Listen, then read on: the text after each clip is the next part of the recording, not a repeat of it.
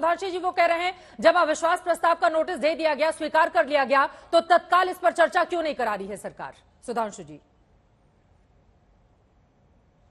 देखिए, इसके बारे में यह तय हुआ विश्वास प्रस्ताव पे विस्तार से चर्चा होनी चाहिए कि नहीं। जब विस्तार से चर्चा होनी चाहिए तो विस्तार का समय भी निकाला जाएगा।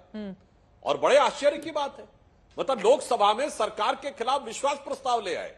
संजीव झा जी, आपकी पार्टी क्या तर्क दे रही है? और फिर राज्यसभा में 267 पे चर्चा होनी चाहिए। अरे भाई, जब सरकार के खिलाफ ही अविश्वास प्रस्ताव ले आए तो सारा विषय स्वतः समाप्त हो गया। हाथी के पांव में सबके पांव नहीं, मगर बवाल तो करते रहना है। और वोटिंग का प्रावधान किसी भी विधेयक पे नहीं है। और तीसरी बात मैं कहता हूं, ये संवैधानिक बातों की बात ये पार्टियां करती हैं जिन्होंने संसद से पारित विधेयक की बात कर रहा हूं, कानून, उसके खिलाफ विधानसभाओं में कानून प्रस्ताव पारित कर दिया। इससे ज्यादा घोर असंवैधानिक कार्य भारत के इतिहास में नहीं हुआ था। और वो नागरिकता से जुड़ा कानून था। नागरिकता भी राज्य का अधिकार नहीं है, केंद्र का ही अधिकार है। उस पर कानून पारित कर दिया। अब आके आज भाषण देते हैं। हाँ, और ये जो सुषमा स्वराज जी अरुण जेटली जी की याद दिलाते, तो मैं याद दिलाना चाहता हूं मान्यवर, जब हम लोगों ने मानसून सत्र 2010, मनुक नागर जी पुराने सांसद हैं, उन्हें निश्चित रूप से वह याद होगा वो विषय कैसे उठाया था। मीडिया रिपोर्ट पे नहीं उठाया था कि हिंडनबर्ग की रिपोर्ट आ गई, हम संसद सत्र स्टॉल के दे। सीएजी की रिपोर्ट पे बात आई थी, सरकार के महालेखाकार अर्थ नियंत्रक ने पॉइंट आउट किया था। उसके बाद कोर्ट ने यह कहा था कि कोयला में घोटाला हुआ। 1.76 लाख करोड़ की फिगर हमने नहीं दी थी, कोर्ट ने दी थी। जब हमने बोफोर्स में कहा था तो आपकी सरकार के वित्त मंत्री विश्वनाथ प्रताप सिंह ने मामले को उठाया था। और उस समय भी जो सीएजी थे उन्होंने मामले को उठाया था, हवा में नहीं कहा था। और अजय कुमार जी ने कहा कि अन्य राज्यों और मणिपुर और राजस्थान में तुलना नहीं, तो एक मामले में तो वाकई तुलना नहीं है।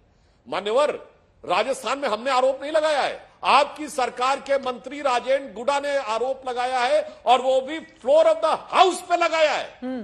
फ्लोर ऑफ द हाउस पे सरकार का हिस्सा बोल रहा है, ठीक है, और विपक्ष सदन के बाहर बोल रहा है। जमीन आसमान का अंतर होता है। मेरे दोनों विद्वान विरोधियों को यह बात समझनी चाहिए, क्योंकि इनके पता है कि पता नहीं उस लाल डायरी की क्या चर्चा हो जाए, कौन सा राज कब उभर के सामने आ जाए। इसलिए केवल हंगामा करते रहो, केवल रायता फैलाते रहो, ताकि सार्थक सही तथ्यात्मक चर्चा न होने पाए। अजय कुमार जी, जब सरकार मणिपुर पर चर्चा को तैयार है तो फिर तख्तियां लहराने की जरूरत क्यों आन पड़ी? और जो उन्होंने आरोप लगाए हैं उस पर भी जवाब दीजिए। उसके बाद मनुक नागर जी, मैं फौरन आ रही हूं आपके पास। तो मैं जल्दी से बोल देता हूं। पहले बात है कि देखिए, अघोषित इमरजेंसी की स्थिति देश में वो ज्यादा खराब है कि नहीं, ये आप लोग समझ सकते हैं, और हम क्या बोल रहे हैं आप समझ सकते हैं। सीएजी की रिपोर्ट, 75% सीएजी की रिपोर्ट जो सदन के पटल पर जो हमेशा रखा जाता था वो बंद हो गई। ये सरकार के आंकड़े। अब सीएजी की रिपोर्ट ही नहीं आ रही है कि कितना ज्यादा भ्रष्टाचार है। और हाल के जो, अगर सीएजी का जितना थोड़ा मोड़ा काम जो सीएजी कर रही है, अगर उसके बारे में चर्चा करते हैं तो एक अलग से टीवी शो आपको करना पड़ेगा। लेकिन इस देश में जितने भी इन्वेस्टिगेटिव एजेंसीज हैं, सीबीआई, ईडी, सब 95% जो है वो विपक्षी नेता के ऊपर जो है लोग ने जांच शुरू कर दी। ठीक है, एक मिनट चित्रा जी, दूसरी बात है कि ये लाल डायरी के बारे में, यार ये जो पूर्व मंत्री जो राजस्थान के, उन्होंने तो लाल डायरी को जो है फाड़ दिया। पहले ईडी उन्हीं को गिरफ्तार करने के लिए बोलिए ना, वो डायरी कहाँ है? पहले उन्हीं का अरेस्ट शुरू कर दीजिए। बट एक तो बीजेपी ने इनको खड़ा करके, वो तो आप लोगों ने छीन राजस्थान, एक मिनट आपके सुधांशु जी मुझे कंप्लीट करने दीजिए बॉस। मैं आपको बीच में टोकता नहीं हूँ, मुझे कंप्लीट करने दीजिए। नहीं, मैंने सिर्फ ये बोला लाल डायरी आप लोगों के पास है, अब छीन ली गई उनसे। अरे यार, तो आप कार्रवाई करो।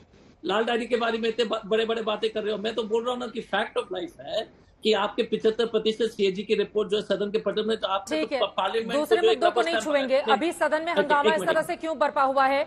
काला कपड़ा पहनकर विपक्षी दल गए, क्या उसका कोई असर पड़ेगा? और सरकार की ओर से जो दावा किया जा रहा है ये कहते हुए कि तीसरी बड़ी अर्थव्यवस्था आगामी सालों में तीसरे टर्म में बीजेपी के बनेगा हिंदुस्तान, उसको लेकर विपक्षी दल अभी से इस तरह की स्थिति पैदा किए हुए हैं। कौन है इसके लिए जिम्मेदार, सत्ता पक्ष या विपक्ष? क्योंकि यकीनन आप ना विपक्षी दलों की इंडिया के साथ खड़े हैं ना, आप सत्ता पक्ष के साथ खड़े हैं, लेकिन सदन के भीतर कार्रवाई अगर नहीं होगी, जिस मणिपुर के मुद्दे को लेकर दोनों ही चाहते हैं कि चर्चा हो, चर्चा नहीं हो पा रही है, कौन है इसके लिए सीधे तौर पर जिम्मेदार? नागर साहब। मेरे हिसाब से दोनों की जिम्मेदारी बैठती है, सरकार की भी और विपक्ष की भी, कि सदन चले। और विपक्ष में सबसे बड़ी पार्टी कांग्रेस है, कांग्रेस की जिम्मेदारी भी बैठती है कि सदन चले। आज भी सदन चला है कुछ देर हंगामे के बाद भी, और जन विश्वास अमेंडमेंट बिल था, उस पे मैं बोल करके अभी आया हूं, जो किसानों से संबंधित था कि किसानों के लिए कृषि की आय एग्जम्प्टेड है और उसके इक्विपमेंट पे जीएसटी लगता है, वो ना लगाया जाए, जिससे कि कम से कम उन लोगों को ये विश्वास हो कि देश में सरकार हमारे बारे में सोच रही है, जनविश्वास ले रही है।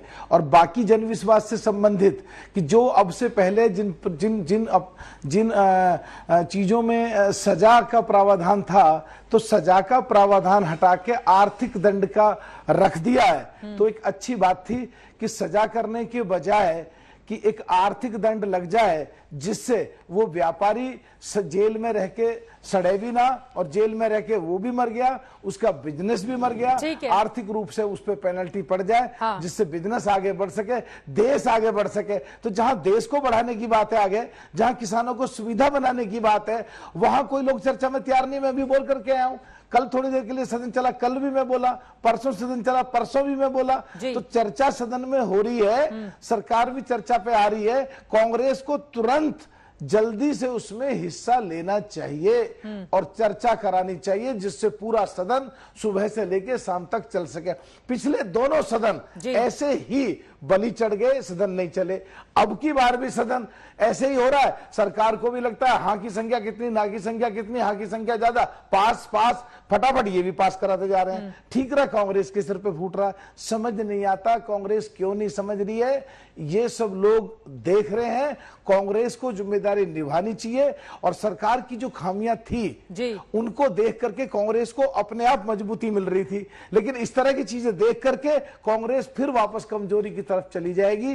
जो हमारे साथी कांग्रेस के बैठे हैं, इनकी बात आई, कह रहे हैं लाल डायरी की बात मत करो। चित्रा जी खत्म कर रहा हूं बस। अरे लाल डायरी की बात क्यों ना करो, जिनको तुम डांका डाल के ले गए 6 विधायकों को, हमारे थे।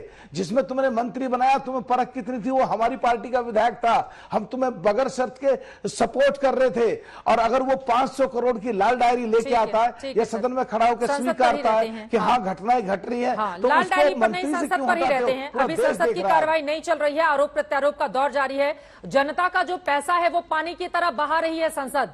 पक्ष भी उतना ही जिम्मेदार है, विपक्ष भी उतना ही जिम्मेदार है। जैसे ही 11 बजे उम्मीदों के साथ खोलो कि सदन की कार्रवाई कम से कम आज चलेगी, आधे घंटे के बाद उसको स्थगित कर देना पड़ता है।